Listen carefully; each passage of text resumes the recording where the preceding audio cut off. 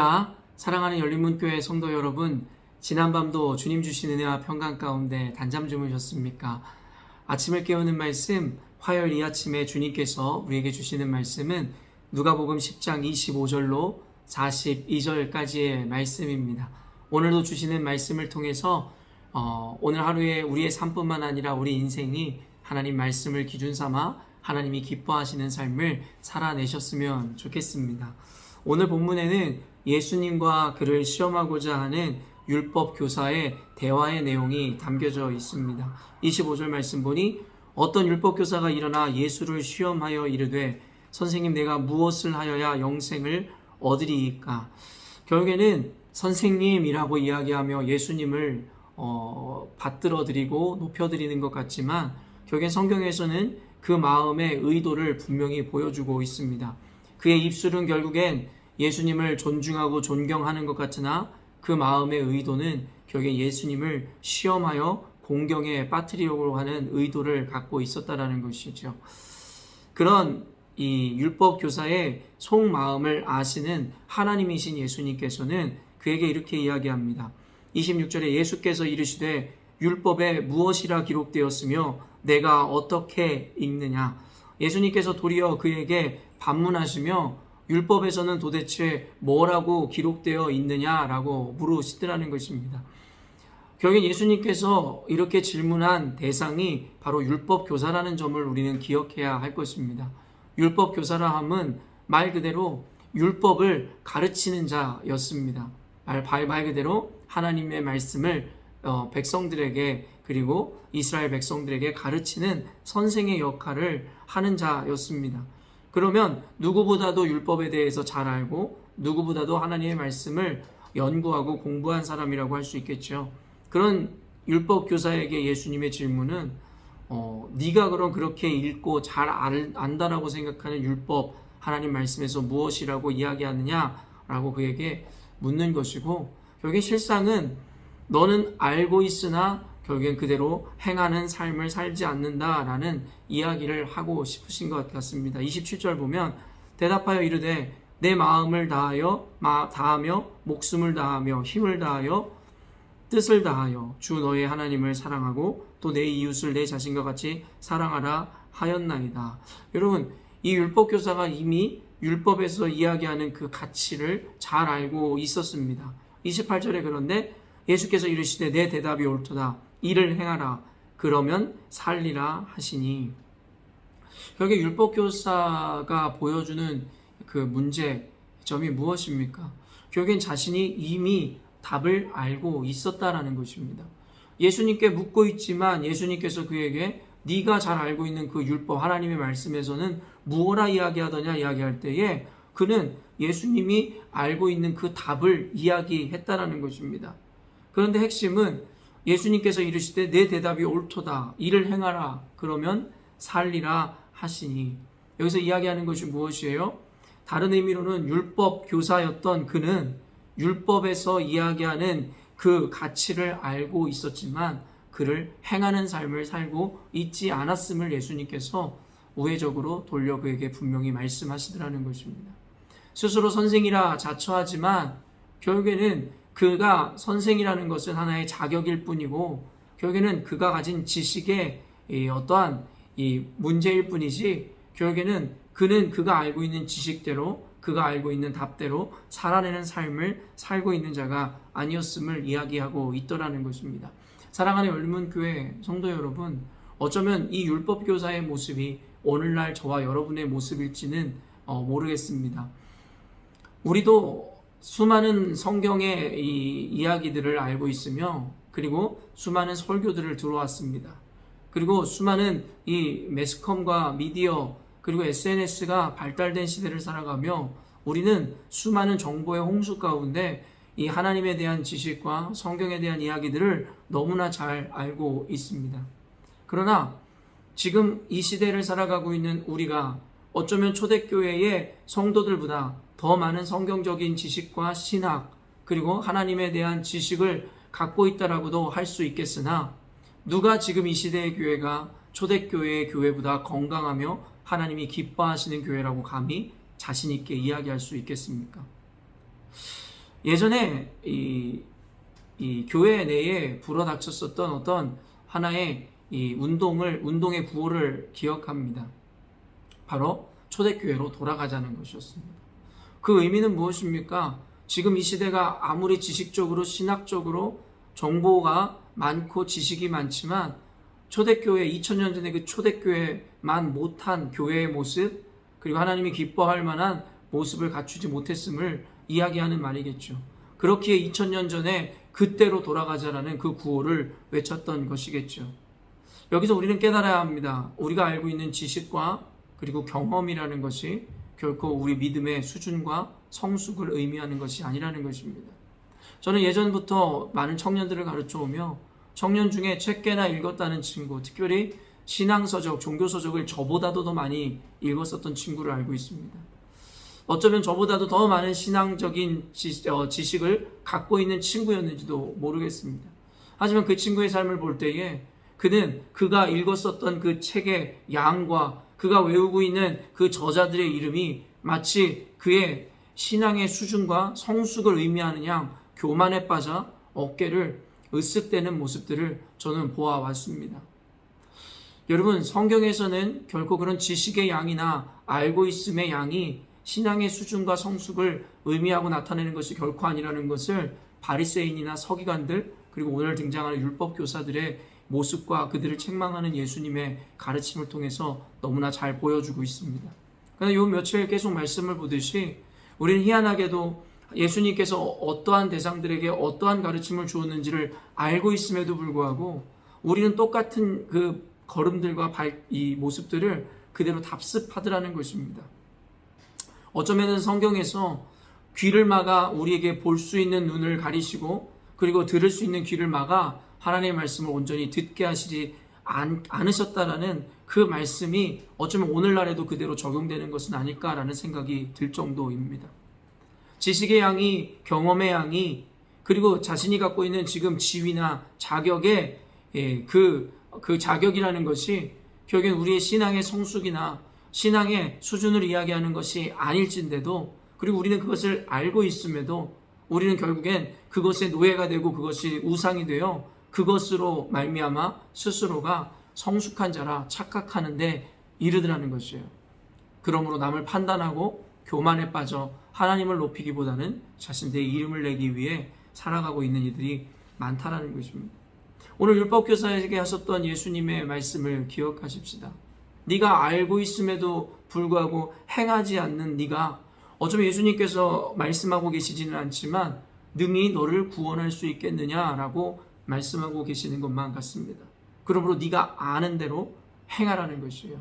아는 것으로 멈추지 말라는 것이죠. 주의 설교에서도 여러분에게 이야기했지만 죄는 모두가 죄이겠으나 모르고 지은 죄와 알고도 지은 죄의 그 경중은 분명히 있으리라 저는 생각합니다. 성경에서도 분명히 그것에 대한 경중을 분명히 이야기하고 있기 때문입니다. 그러므로 이 영상을 보는 저와 여러분이라면 적어도 이미 하나님의 말씀을 들었고 그리고 그리스도인이라는 이름으로 살아가고 있을 것인데, 여러분, 우리가 더 많은 지식과 더 많은 어떤 학문을 탐하고 욕망하기보다는 지금 여러분이 알고 있는 단 한 가지의 하나님의 말씀이라도 순종해 살아내므로 하나님의 뜻을 이 땅 가운데 펼쳐내는 여러분이 되셔야 할 것입니다.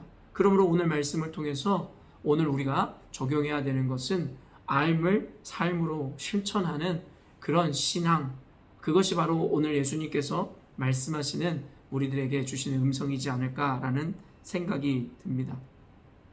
그러면서 그 다음에 나오는 것이 여러분이 잘 알고 있는 선한 사마리아인의 비유입니다. 연이어서 그가 자신의 미련함을 또 보입니다. 29절에 그 사람이 자기를 옳게 보이려고 예수께 여쭤오되 그러면 내 이웃은 누구니이까? 여러분, 이미 율법교사가 사람들 앞에서 망신을 당하였거든요. 사람들한테는 자신이 율법을 가르치는 교사라 이야기했는데 어쩌면 예수님에게 한 방 먹은 것이겠죠. 네가 아는 대로 행하는 삶을 실천하라.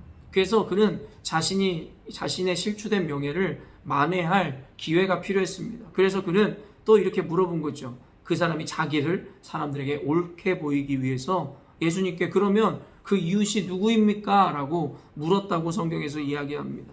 아까는 예수님을 시험하기 위한 그 검은 의도, 이제는 자기를 옳게 보이려고 하는 그 검은 의도를 갖고 있는 율법교사, 그리고 그것을 숨긴 채 가면을 쓰고 예수님께 나아가는 그 모습, 현대의 많은 그리스도인들과 어떤 교회의 모습은 아닐런지 우리가 한번 생각해 보아야 할 것입니다. 왜냐하면 아까도 이야기했지만 하나님을 사랑하는 것, 하나님이라는 분에 대한 규정은 분명하기에 이웃을 사랑하는 것이 두 번째 계명이었는데, 이웃을 사랑한다라고 했을 때 그 이웃은 과연 누구인지에 대한 정의를 내려야만 할 것입니다. 그렇기에 오늘 그의 질문에 대해서 예수님의 대답을 듣는 것은 굉장히 중요합니다. 그러면서 다 읽어드릴 수는 없지만 이 이야기는 여러분 잘 알고 있잖아요. 예를 들어 어떤 사람이 길을 가다가 강도를 만나서 거의 죽기 직전까지 상태에 빠지게 되었다라는 것이에요. 그때 마침 지나가던 사람이 누구였습니까? 제사장과 레위인과 사마리아인이라는 이 세 부류의 사람들이 지나가는 것을 묘사합니다. 그러나 여러분, 우리가 잘 알고 있듯이 제사장도 레위인도 그를 보고 피하여 지나갔다라는 것입니다. 그러나 사마리아 사람만이 그를 불쌍히 여겨 그를 데리고 가서 먹이고 입히고 쌈에 주더라는 것이죠. 그러면서 36절에 내 생각에는 이 세 사람 중에 누가 강도 만난 자의 이웃이 되겠느냐, 이르되 자비를 베푼 자니이다. 예수께서 이르시되 가서 너도 이와 같이 하라 하시니라. 결국에는 또 망신을 당하게 되는 것이죠. 네가 알고 있는 지식대로 행하라 이야기한 것처럼 이번에도 누가 강도 만난 자의 이웃이 되겠느냐 묻는 예수님에게 자비를 베푼 자가 그렇습니다 할 때 너도 그럼 이런 자가 되라 라고 얘기하시는 예수님의 말씀에 자신의 불명예를 다시 한번 만회하고자 했었던 이 율법교사의 그 의도와 목적이 또 산산이 부서지고 사람들 앞에 한 번 더 망신을 당하게 되더라는 것입니다. 예수님께서 이웃이 누구입니까? 라고 묻는 이 질문에 대해서 이와 같은 비유를 든 것은 당시의 유대인들이나 특별히 율법교사나 바리새인 같은 자들이 생각하는 자신들의 편견, 그리고 자신들의 이웃이라 생각하는 그 관념이 얼마나 잘못된 기준에 의해 만들어진 것인지에 대해서 예수님이 그것을 깨뜨리고 싶었던 모양이었습니다. 여러분도 잘 아시겠지만 제사장은 여러분 당시에 하나님과 백성들의 사이를 연결해주는 그런 역할을 감당하는 자였으며, 그 뒤에 등장하는 레위인도 결국에는 레위 족속 지파를 통해 이 제사장들이 그 지파에서 나오는 결국엔 거룩한 족속이며, 결국에는 하나님과 백성들의 사이를 잇는 영적인 사명을 감당하는 자들이라고 우리는 이해합니다. 그렇기 때문에 어쩌면 당시에 최고로 영적으로 존경을 받고 그리고 영적으로 사람들에게 어떤 영광을 누리는 자들이 바로 제사장이나 레위 지파 사람들이었을 것입니다. 말 그대로 그때 당시에 제사장이나 레위인들은 거룩하고 하나님의 사명자라는 그 생각 가운데 그들이 가장 좋은 이웃이며 그들이 가장 우리에게 존경을 받을 만한 사람이라고 생각했던 그들에 대하여 그들의 잘못된 어떤 선택과 행위를 보여주므로 그런 직분이나 그런 모양이 가장 좋은 이웃, 진정한 이웃의 기준이 아니다라는 것을 이야기하며, 결국엔 세 번째 등장하는 사마리아인은 어떤 사람이었습니까? 사실 유대인들에게 이 제사장과 레위인과는 정반대로 개 취급을 당하고 사람 취급을 당하지 못하던 사람이 바로 사마리아 사람이었다라는 것이에요. 그리고 여기는 그 사마리아인에 의해서 구원을 받게 되므로 결국에는 그들이 개처럼 여기던 그 사마리아인들이 사실은 진정한 너희들의 이웃이다라는 결론을 예수님께서 그들에게 내려주심으로 너희들의 편견과 너희들의 아집을 꺾고 결국에는 사랑을 실천하는 자가 진정한 너희들의 이웃이다라고 말씀하시더라는 것입니다. 예수님께서 이 말씀을 하심으로 우리들에게 결국에는 굉장히 큰 어떤 의미를 부여하고 계심을 우리는 알아야 하는 것입니다. 무엇이 첫째 되는 계명이냐 할 때 하나님을 사랑하는 것과 이웃을 사랑하는 것을 예수님께서는 동일선상에서 또한 말씀하셨습니다. 이것은 기독교 전반에 걸쳐 흐르는 기독교적인 세계관이며 우리가 전도하고 그리고 세상에 나가 희생해야 되는 근본적인 이유이기도 하더라는 것입니다. 하나님을 사랑하는 것과 또한 이웃을 사랑하는 마음.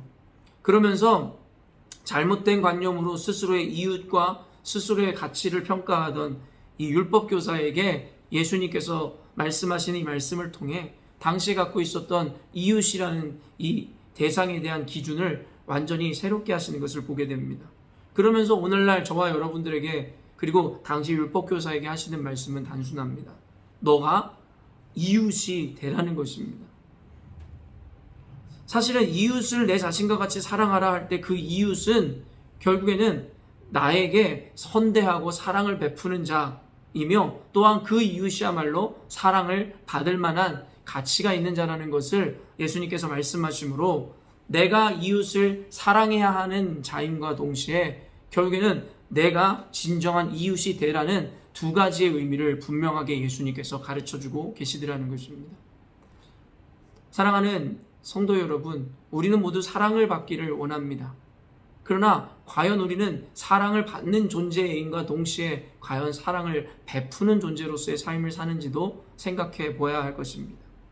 이웃을 사랑하라는 하나님의 말씀 앞에 단순히 내가 누군가를 사랑해야 되는 그리고 그 이웃이 누구인지에 대해서 분명하게 알고 실천해내야 되는 이 사명을 맡은 자임을 우리는 깨달아야 할 것이라는 것입니다.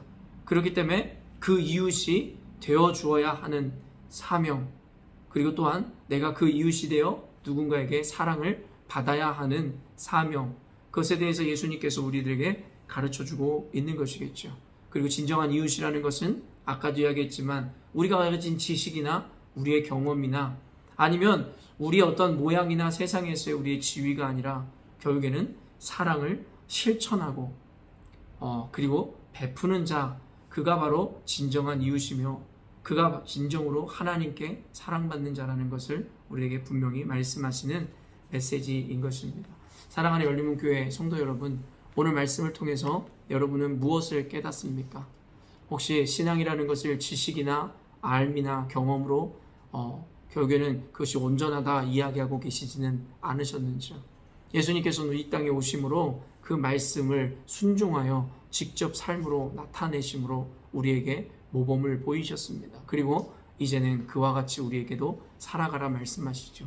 이제는 알매 만족하지 마시고 알매 머물지 마시고 실천하는 삶을 살아주시길 원하며 또한 그 실천이라는 것은 결국엔 하나님을 사랑하는 마음과 영혼을 사랑하는 마음으로 함께 동반될 때에 온전한 행위이고 하나님이 기뻐하시는 일이라는 것을 여러분 잊지 않으셨으면 좋겠습니다.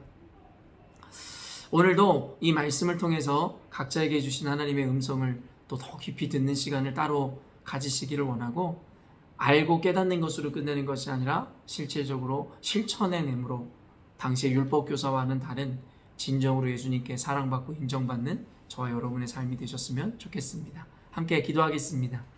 하나님 아버지 감사합니다. 오늘도 귀한 말씀을 통해 우리 가운데 가르치시고 말씀하여 주시니 감사합니다. 오늘 말씀을 통해서 조금은 불완전하고 부족했던 우리의 신앙이 조금이라도 더 온전케 되어지며 조금 더 우리의 삶이 성화되어져 가는 그 과정임을 볼 때에 하나님 앞에 감사하며 또한 이 말씀을 한 귀로 듣고 한 귀로 흘리는 것이 아니라 우리 마음에 새겨 그 말씀대로 실천하고 수행해 나는 삶을 살게 하여 주시옵소서. 하나님 아버지, 이 오늘 말씀을 통해 우리 삶 가운데 우리가 행하는 모든 일들 가운데 본질적인 기준과 그리고 근거를 제시하신다 믿습니다. 첫째, 하나님을 사랑하는 마음이요, 둘째, 이웃을 사랑하는 마음으로 하나님 우리의 삶을 살아가게 하시고 주님 맡기신 사명을 감당하게 하여 주시옵소서. 사랑이 없이는 아무것도 아니라 말씀하신 것처럼 우리가 행하는 모든 일들 가운데 이 사랑의 가치가 온전히 묻어나 하나님께는 영광이요 우리 인생 가운데 하나님의 참된 복을 누리게 하여 주시옵소서. 오늘도 우리 인생 가운데 그렇게 은혜로 함께 하실 주님을 찬양하오며 거룩하신 예수님의 이름으로 기도합니다. 아멘. 사랑하는 열린문교회 성도 여러분, 오늘도 하나님께서 우리에게 주시는 가장 아름답고 행복한 하루를 맞이하였습니다. 오늘을 주신 주님 앞에 감사함으로 다시는 돌아오지 않을 오늘 하루의 삶을 가장 가치롭고 아름답게 살아내시는 여러분 되셨으면 좋겠습니다. 아침을 깨우는 말씀, 내일 이 아침에 또 만나도록 하겠습니다.